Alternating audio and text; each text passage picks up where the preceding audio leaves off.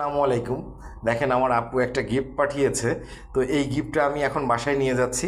তো এখন আমি ফারহানকে ডাকবো। ফারহান,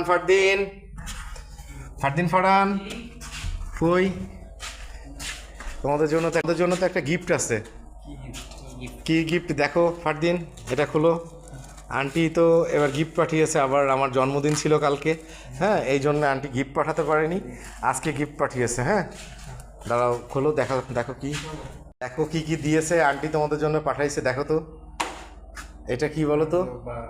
হ্যাঁ, বার্গার বান মেবি। বান। হ্যাঁ। আচ্ছা, আর কি দেখো?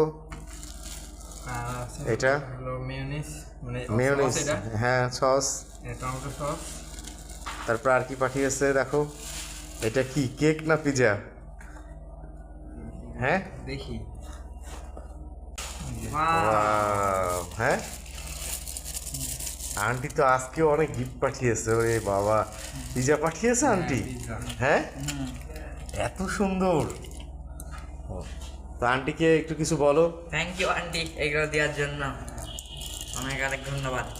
ফারদিন, তুমি Thank কিছু you বলো। বাবার জন্মদিনে বাবাকে এই গিফটগুলো দেওয়ার জন্য thank you so much. Pizza আর কিসের জন্য থ্যাংক ইউ। কালকে তো আন্টি মেবি পাঠাতে পারেনি, আজকে দিছে গিফটগুলা। আন্টিকে thank you. Thank you aunty. জ্যাকেটটা কিন্তু স্বাদ নিয়ে এসছে, বুঝলা? স্বাদকে দিয়ে এই রাত্রেবেলা পাঠিয়েছে। তো থ্যাংক ইউ আপু, তোমার জন্য অনেক অনেক দোয়া ও ভালোবাসা রইলো। ভালো থেকো। Okay, bye bye. Bye by.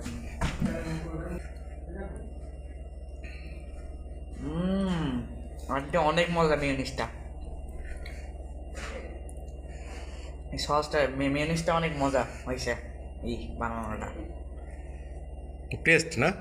অনেক টেস্ট। দেখো কে আন্টি, এই হোমমেড সসটা অনেক বেশি মজা হয়েছে, অনেক বেশি মজা। এই সস আমি মনে করেন এখানে খাইনি কোন টাইমেই।